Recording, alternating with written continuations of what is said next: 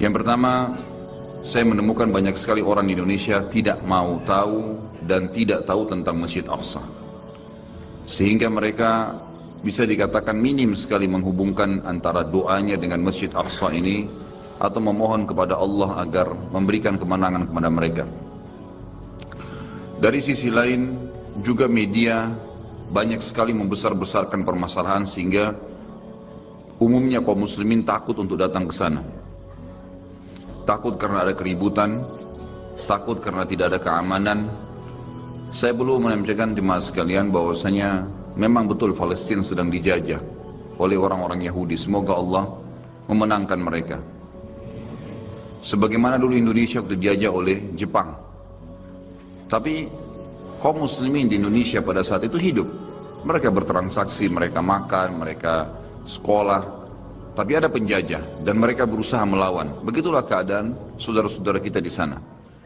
Dan mereka tetap makan, mereka berumah tangga, mereka berdagang, mereka bersekolah, semua lagi dijajah. Kita sebagai umat Islam harus menyadari bahwasanya mereka saudara kita. Nah, kita harus tentu menolongnya dengan doa, dengan harta dan juga dengan jiwa kita.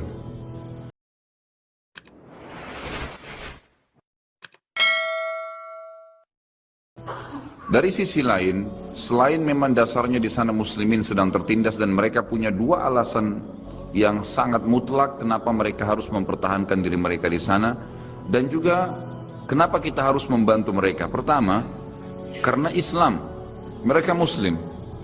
Tidak mungkin orang Islam membiarkan saudaranya tersakiti. Nabi SAW mengatakan orang muslim seperti satu jasad. Kalau satu luka, sedikit luka maka akan membuat seluruh tubuh itu demam. Wajar kita memikirkan saudara kita di sana dan kita tidak bisa menerima penjajahan itu. Alasan yang kedua, karena memang asli penduduk Palestina yang sedang dijajah sekarang, mereka orang asli penduduk suku Finiki dan suku Kanaan. Ini dua suku Arab yang asalnya ada memang di Palestina, penduduk aslinya. Jadi selain mereka muslim mempertahankan karena agama mereka dicoreng, maka mereka juga penduduk asli. Orang-orang Yahudi yang datang itu tiba di Palestina pertama kali pada saat memang Musa alaihissalam keluar dari Mesir, selamat dari Fir'aun lalu masuki Palestina. Itu pertama kali orang Yahudi menginjakkan kakinya di Palestina. Jadi sebelumnya sudah ada dua suku asli turunan Arab yang dulunya beragama Kristen. Pada saat suku Romawi atau kebangsaan Romawi berkuasa, setelah datang Umar bin Khattab di tahun 14 Hijriah menguasai Palestina, maka pada saat itulah umat Islam menguasai wilayah itu dan seluruh masyarakatnya masuk Islam kecuali sebagian kecil yang tetap beragama Nasrani. Jadi ada alasan secara agama kenapa kita harus membela mereka, kenapa kita harus mengetahui beritanya, baik secara penduduk juga secara hubungannya dengan hukum syar'i, berhubungan dengan masalah Masjid Aqsa. Masjid Aqsa ini saudaraku, selain penduduknya memang muslim yang harus kita bela, punya fadilah yang banyak dilupakan oleh kaum muslimin. Yang pertama adalah Masjid Aqsa, masjid kedua yang dibangun setelah Masjid Haram Mekah. Disebutkan dalam riwayat Sahih riwayat Bukhari bahwasanya Abi Dzar radhiyallahu anhu bertanya kepada Nabi SAW, ya Rasulullah, masjid manakah yang paling pertama dibangun di muka bumi? Kata Nabi SAW, Masjid Haram Mekah. Kemudian Abi Dzar bertanya, apalagi ya Rasulullah, masjid yang mana lagi setelah itu? Kata beliau SAW, adalah Masjid Aqsa. Dan Aqsa ini artinya jauh. Disebutkan dalam surah Isra, Allah berfirman di ayat pertama, A'udzubillahi minasyaitonirrajim, Subhanalladzi asra bi'abdihi lailan minal masjidil haram ilal masjidil aqsa alladzi barakna haulah. Maha suci Allah yang telah memperjalankan hambanya Muhammad sallallahu alaihi wasallam dari Masjid Haram Mekah ke Masjid Aqsa, masjid yang sangat jauh.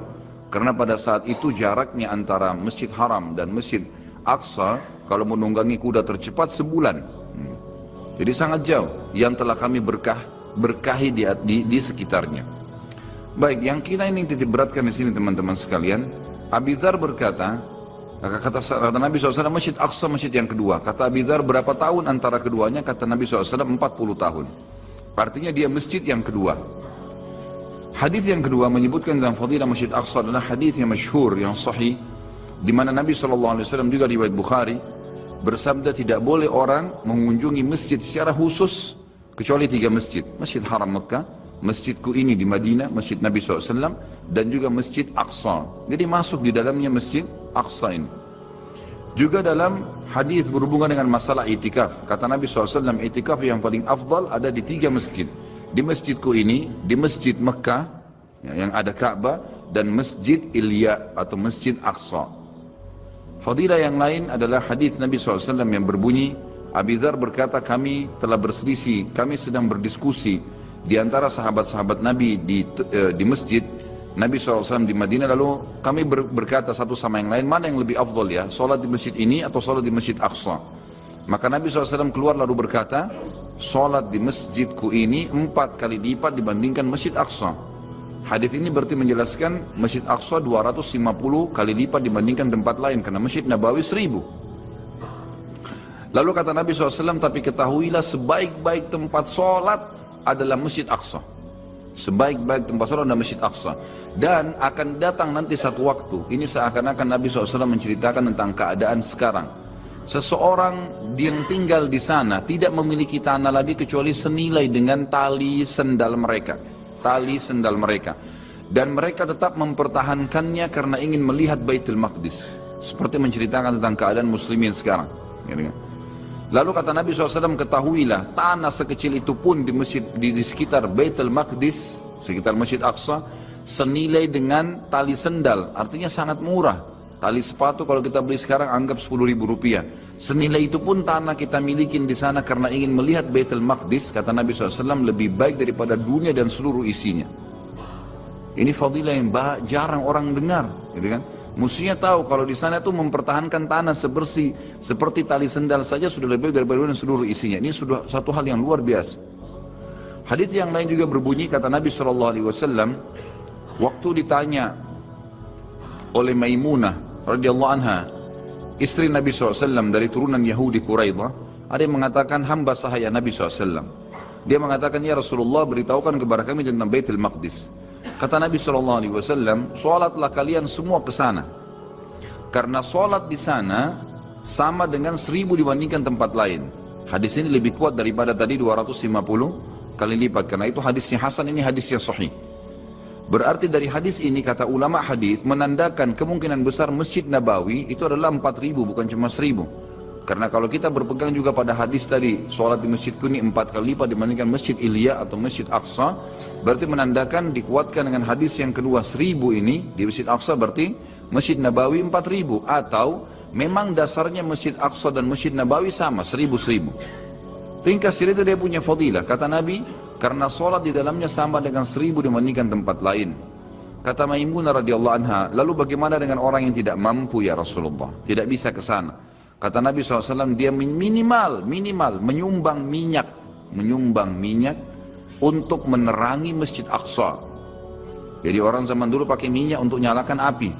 Minimal menyumbang minyak, karena siapapun yang menerangi Aqsa sama pahalanya dengan sholat di dalamnya. Ini nggak ada di Masjid Haram, ada di Masjid Nabawi fadilahnya. Ada yang lebih agung lagi fadilah yang luar biasa, adalah hadis Nabi SAW yang berbunyi, dan ini hadis sahih. Kata Nabi SAW, pada saat Sulaiman alaihissalam selesai merenovasi Masjid Aqsa, karena yang bangun kakek kesekiannya Ibrahim alaihissalam, datang keturunannya yang keberapa, kemudian Sulaiman, namanya Sulaiman, Nabi Sulaiman alaihissalam, beliau membangun Masjid Aqsa, dan beliau berkata, kata Nabi SAW, setelah Sulaiman membangun Masjid Aqsa, beliau meminta 3 hal. Yang pertama, minta agar seluruh hukum yang dia terapkan di masyarakatnya sesuai dengan hukum Allah. Dan Allah telah memberinya. Jadi walaupun wahyu belum turun, Sulaiman mengambil sebuah keputusan, berarti itu sudah hukumnya Allah. Dan Allah mengijabah itu. Yang kedua, dia meminta agar kerajaan diberikan tidak layak untuk orang sesudahnya. Dan Allah juga sudah memberikan. Dan ini yang ketiga fadilah yang banyak muslimin tidak tahu. Kata Nabi SAW, dan Sulaiman meminta kepada Allah agar tidak ada orang yang datang sholat di masjid ini, Aqsa. Dan ini tidak dimiliki oleh Masjid Haram Mekah, tidak dimiliki oleh Masjid Nabawi di Madinah. Kata Nabi SAW, Sulaiman meminta agar tidak ada siapapun yang datang ke masjid ini sholat. Tidak ingin kecuali sholat, walaupun sunnah, sholat tahiyat masjid misalnya 2 rakaat, kecuali setelah selesai sholat dia kembali seperti baru dilahirkan oleh ibunya, bersih dari dosa. Dan kita tahu fadilah ini hanya didapat pada saat orang sedang haji. Kata Nabi SAW, siapa yang haji tidak rafath, mengucapkan kata-kata syahwat pada bukan pasangan halalnya, fusuk, menyentuh secara fisik, dan juga jidal, berdebat-debat di haji, maka dia pulang seperti baru dilahirkan oleh ibunya. Tapi Masjid Aqsa, saudaraku, kita sholat di sana sama dengan, ya, satu kali sholat dibersihkan dosa seperti baru dilahirkan oleh ibu. Ini satu hal yang luar biasa. Jadi kalau ada kesempatan, kunjungin. Masalah kasuistik, saya bilang sama jemaah saya kemarin sekitar 33 orang, sama saya 34. Masalah kasuistik, informasi bahwasanya orang Yahudi mau meruntuhkan Masjid Aqsa itu tidak benar. Itu tidak mungkin. Karena mereka sendiri menghormati Masjid Aqsa karena mereka anggap yang bangun Ibrahim alaihissalam, kakek mereka juga. Jadi itu nggak benar, gitu kan? Bahkan ada salah satu sisi tembok Masjid Aqsa yang luasnya sekitar 1,4 hektar, luas sekali. Itu ada satu dindingnya, di situ dijadikan sebagai tembok peratapan oleh orang-orang Yahudi. Tiap hari mereka datang menangis, ya, menangis mengeluh di tembok itu. Kebodohan tentunya, tapi ini terjadi. Jadi mereka bukan merubuhkan, malah mereka mensucikan tempat itu. Mereka mensucikan. Dari sisi lain, pada saat kita masuk, kita bisa sholat di sana mendapatkan fadilahnya. Kita bisa bertemu dengan saudara kita Muslim, dan pada saat kami datang luar biasa mereka menyambut dengan sangat hangat. Imam masjidnya Syekh Yusuf menyambut kami, dan sempat kami diajak ke madrasahnya, diterangkan tentang kegiatannya.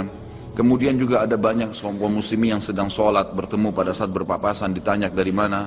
Itu pada saat dia tahu kita dari luar, dipeluk dengan dia mengatakan, kedatangan anda saja di sini sudah cukup buat kami. Ini sudah sebuah motivasi yang luar biasa, karena Yahudi nggak mau kita masuk ke sana banyak-banyak. Kalau orang banyak yang masuk, maka makin banyak, makin menguatkan jiwanya kaum muslimin. Kedatangan saja. Dan ternyata saudara kita dari Turki yang sangat paham ini. Turki sekarang membuka penerbangan satu minggu bisa 3 pesawat. Berarti 1.000 orang muslim Turki masuk ke Aqsa setiap minggunya. Dan waktu ditanya oleh orang kita, orang Indonesia yang masuk cuma 40-50 orang sekali datang. Ini kenapa kalian datang ke sini? Mereka bilang kami tidak mau kehilangan masjid ini. Jadi makin banyak muslimin datang, makin menguatkan jiwa mereka.